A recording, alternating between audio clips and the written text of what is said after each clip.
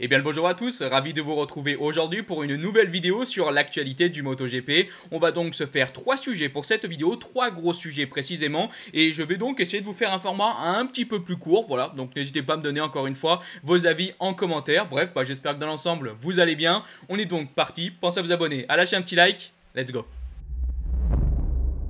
Et on va donc commencer par Johann Zarco, parce qu'il faut bien avouer qu'après ce week-end à Silverstone, il s'est passé énormément de choses. On le rappelle, avant ce week-end, avant même la reprise de cette deuxième partie de saison, on avait des grosses rumeurs qui avaient commencé à enfler. Johann Zarco pourrait donc bien définitivement quitter Ducati à la fin de la saison 2023 et pourrait donc potentiellement rejoindre Honda LCR. Des rumeurs qui se sont donc confirmées, des mots de la bouche de Lucio Cecchinello, le patron de LCR, pendant le week-end. Alors aujourd'hui, on va essayer de reparler un petit peu de tout ça et se poser cette question finale. Est-ce que entre Johann Zarco et Ducati, c'est donc terminé? Bon alors déjà, si vous n'étiez pas au courant, ce qui pourrait amener du coup Johann Zarco à partir de Ducati Pramac, c'est que déjà son contrat s'arrête à la fin de cette saison. Donc on attend un possible renouvellement et c'est ce que l'on se disait dans la première partie de saison. Mais plus ça avance et plus on comprend qu'il y a très peu de chances que Johann Zarco puisse rester. Même si Paolo Campinotti, qui est donc le patron de l'équipe Pramac, veut garder Johann Zarco. Lui, il l'a déjà dit, il veut garder Johann Zarco. Mais il faut aussi comprendre bien quelque chose. Aujourd'hui, ce n'est pas le patron de Pramac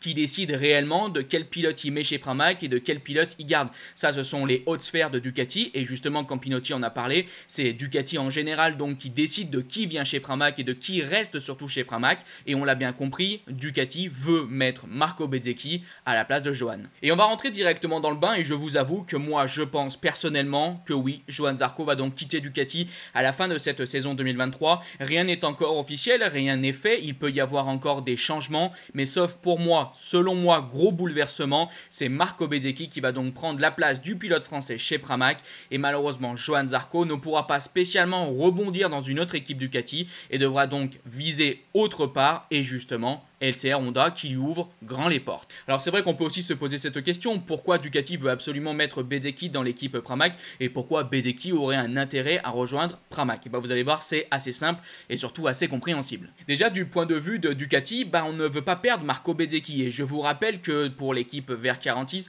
il y a ces rumeurs qui pourraient les amener à rejoindre donc Yamaha à la fin de la saison 2024 pour la saison 2025. Et si Marco Bezzecchi resterait donc dans l'équipe VR46, il y a des chances possibles à l'avenir qui quitte Ducati, qui quitte le giron Ducati pour rejoindre Yamaha. Alors on en est encore extrêmement loin, vous l'avez bien compris, mais en mettant Marco Bezzecchi dans le giron Pramac, on s'assure qu'il restera encore pour des années chez Ducati, ce qui n'est pour l'instant pas totalement le cas s'il reste chez la VR46. Et le deuxième point le plus important, je pense, pour Ducati, c'est qu'aujourd'hui, Marco Bezzecchi a une plus grande valeur. C'est un pilote qui fait de magnifiques courses, de magnifiques qualifications, il est devant. Je le répète, et vous connaissez tout l'amour que j'ai pour Johann Zarco. Évidemment que Johann Zarco fait une belle saison, fait de beaux résultats, et selon moi, il mérite de rester chez Pramac. Mais il faut bien l'avouer, Bezzecchi fait mieux. Rory Martin, son coéquipier, fait mieux.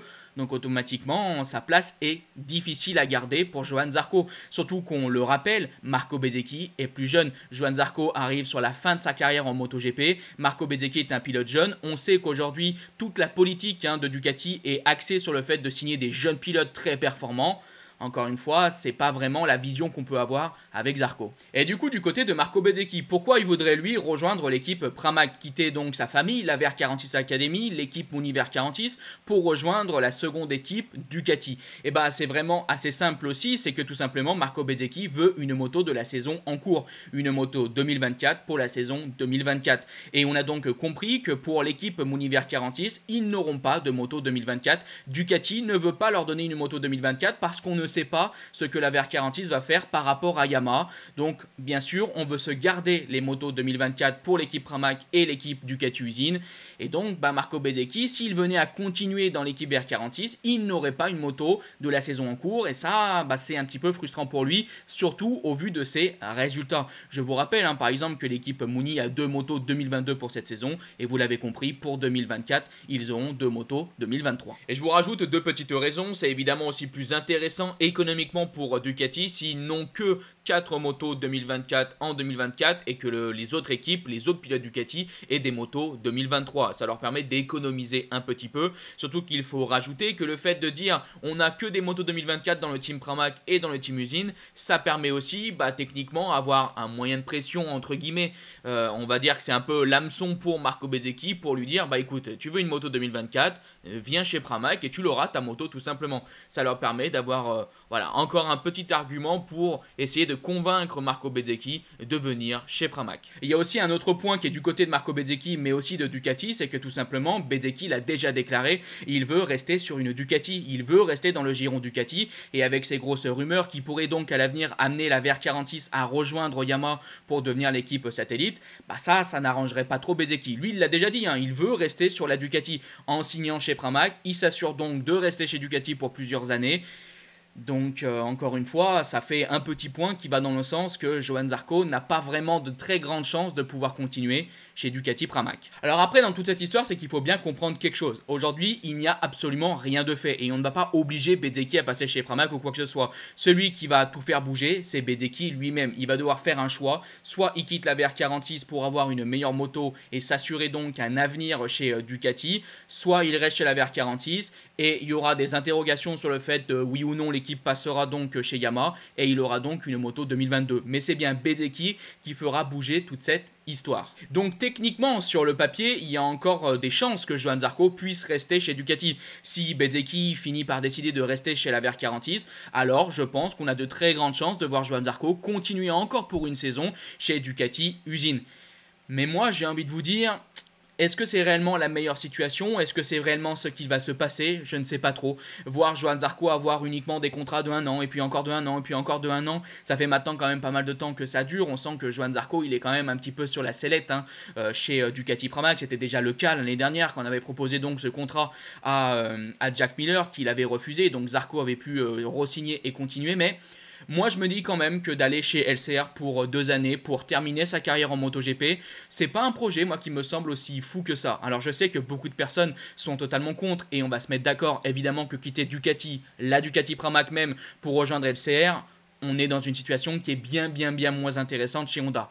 Évidemment. Mais je pense que Johann Zarco peut bien s'y retrouver chez LCR. Il aurait surtout un contrat de 2 ans et il aura, je pense, aussi pas mal d'intérêt au vu de ce que fait aujourd'hui Honda en MotoGP, de ce que veut faire Honda en MotoGP.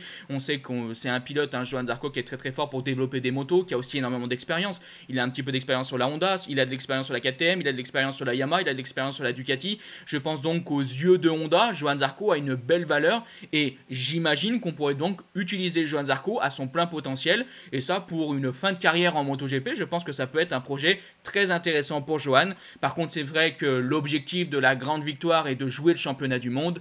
On va se le dire, chez LCR, ça va être très difficile. Et justement, pour terminer ce sujet, on va donc se lire les déclarations de Zarco par rapport à toute cette histoire. Il a donc déclaré « Je sais que beaucoup de gens disent de moi que je ne gagne rien, mais je suis un soldat coriace et je me battrai pour une place dans mon équipe actuelle. Je sais que j'ai besoin de bons résultats maintenant. » Par rapport à la proposition de Honda, il a déclaré « Honda, c'est Honda. J'oserais être un pilote qui peut aider Honda. J'avais déjà un tel objectif lorsque je suis passé à KTM, mais les résultats n'étaient tout simplement pas bon. Un changement chez Honda ne serait certainement pas fou, mais en ce moment je fais tout ce que je peux pour rester avec Pramac et défendre notre avance au championnat du monde par équipe avec Jorge Martin. Et beaucoup de personnes me disent aussi si Johann Zarco devait malheureusement à l'avenir quitter Pramac, est-ce que ça serait pas mieux qu'il aille en Superbike plutôt que de continuer en MotoGP chez LCR? Et bien justement il a répondu à ça. Il a donc dit un changement dans le championnat du monde Superbike est absurde. Je suis compétitif en MotoGP et je resterai ici. Bon, vous l'avez donc compris, il n'y a pas de grande chance de voir Johann Zarco rejoindre le championnat Superbike, en tout cas à court terme. Et moi, je trouve ça bien quand même. Je pense que Johann Zarco, aujourd'hui, a encore énormément de valeur. On le voit en MotoGP, il apporte beaucoup de bons résultats. Il fait encore de très belles choses. Moi, je pense que c'est quand même important que Johann Zarco continue en MotoGP, même s'il va chez LCR, même s'il va sur une moto qui est clairement moins bonne, et même si on ne pourra pas viser des victoires des top 5 ou des podiums, je pense que c'est toujours plus intéressant pour Johann de continuer en MotoGP, surtout avec un contrat contrat de 2 ans et après peut-être qu'il pourra ouvrir la porte à un départ en World Superbike. Et pour terminer, ça va parfaitement amener notre deuxième sujet. Techniquement chez Ducati on va aussi avoir des places qui se libèrent. Chez Pramac, Johann Zarco pourrait partir, Bezzecchi va arriver, mais du coup chez la VR46 on aura une place de libre et techniquement chez Gresini on aura aussi une place de libre parce que normalement Di Giannantonio va partir du MotoGP. Alors c'est vrai que du coup pas mal de personnes se disent si Johann Zarco venait à quitter Pramac, pourquoi il ne pourrait pas continuer chez Ducati avec du coup l'équipe VR46 ou avec Gresini? Tout simplement parce qu'une nouvelle fois Ducati a des plans bien précis par rapport à tout ça. Chez la VR46, et c'est justement notre deuxième sujet, on a donc appris que c'était normalement Franco Morbidelli qui allait donc rejoindre l'équipe de Valentino Rossi parce que déjà je vous rappelle que Franco Morbidelli fait partie de la VR46 Academy. Évidemment je pense que dans cette situation ça aide, mais il faut aussi ne pas oublier que Franco Morbidelli est un très très bon pilote qui reste quand même assez jeune, qui a aussi énormément de talent et même si évidemment ces dernières saisons avec Yamaha ont été très très difficiles, et du côté de la VR46 on pense que Franco Morbidelli pourrait être un choix extrêmement intéressant pour l'équipe. Et une nouvelle fois, c'est pas Johann Zarco qui est la priorité. Et pour Gresini, c'est vrai que ça pourrait être aussi techniquement une position de repli pour le pilote français, mais encore une fois, c'est la jeunesse qui va sûrement faire mal entre guillemets aux pilotes français, tout simplement parce que Ducati, on en a déjà parlé, vise de jeunes pilotes et il y a des jeunes pilotes en MotoGP, mais il y a aussi des jeunes pilotes en Moto2. Justement, Tony Arbolino qui voudrait monter en MotoGP et Ducati a bien évidemment envie de pouvoir prendre le jeune crack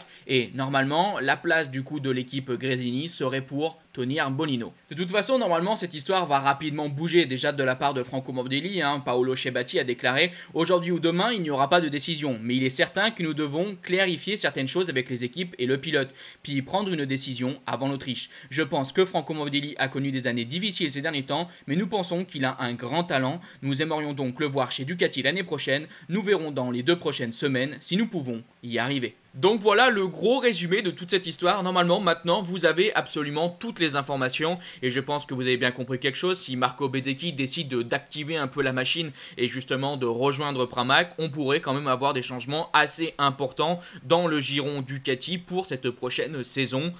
Alors pour Johann Zarco, certains seront déçus, pour Franco Morbidelli, certains seront heureux, pour Bezzecchi, certains seront aussi heureux. Bref, il y aura évidemment des contents, il y aura aussi des malheureux, mais moi, dans l'ensemble, si Johann Zarco venait à quitter Ducati pour LCR, comme je vous l'ai déjà dit, je pense qu'il peut aussi y avoir des choses positives, des ondes positives à garder. Et moi, personnellement aussi, j'ai été extrêmement content de tout ce qu'a pu faire Johann Zarco jusqu'à maintenant chez Ducati. Et s'il venait à partir, même sans victoire, alors c'est sûr que ça serait évidemment frustrant de se dire que Zarco n'a pas gagné avec cette Ducati Pramac, mais il a quand même réalisé des magnifiques choses avec cette équipe, de beaux podiums, de belles pole positions. Bref, j'ai quand même vibré, j'ai eu des étoiles dans les yeux avec du coup Johann Zarco chez Pramac et ça c'était déjà très beau.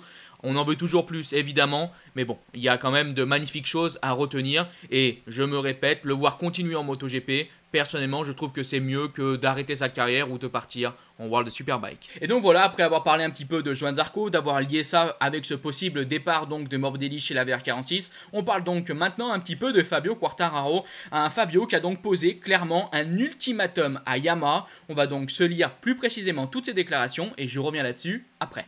Fabio a donc déclaré au test de Misano, qui arriveront un petit peu plus tard dans l'année, « Je veux faire des essais. Ils ont 1 mois. Ça fait 3 ans que Yamaha me promet des choses dans un document PDF de 10 pages, dont 9,5 ne sont pas tenus.